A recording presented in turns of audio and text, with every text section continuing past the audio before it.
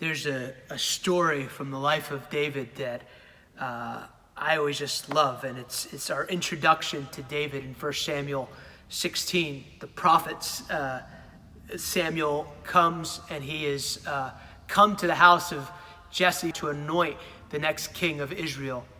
And Jesse brings his 7 sons. He doesn't bring David, but he brings the first son, Eliab, and he puts him in front of the prophet. And in Samuel's mind, he thinks, surely this is God's anointed one.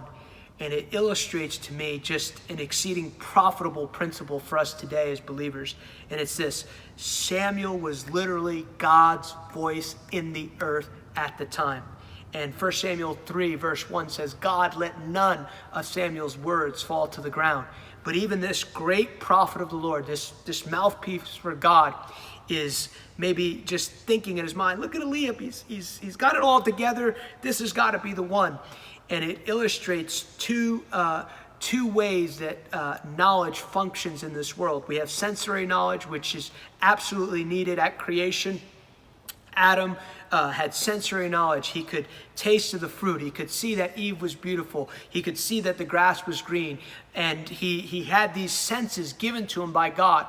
But he could never understand the reason why he came or the grace to function as God intended to function without revelation knowledge. Adam could not understand why he came to earth except through God telling him, except through revealed knowledge. And so these two ways that knowledge comes to humanity in the earth, sensory, revelation, both are needed in the earth. But revelation knowledge was always supposed to trump sensory knowledge. And this is what we see as prophetic people. And God says, I don't look, he says this to Samuel, back to the story. He says to Samuel, he says, I don't look like man looks. I look at the heart.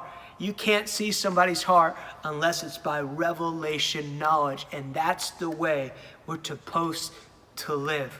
That we're supposed to live from every preceding word that comes out of the mouth of God. It was how the ministry of John the Baptist functioned. It says the word of the Lord came to him, and then he spoke, and he created, he began to make way the path of the Lord through the words of his mouth, through revelation knowledge. And through revelation knowledge, Samuel chose the David in the earth.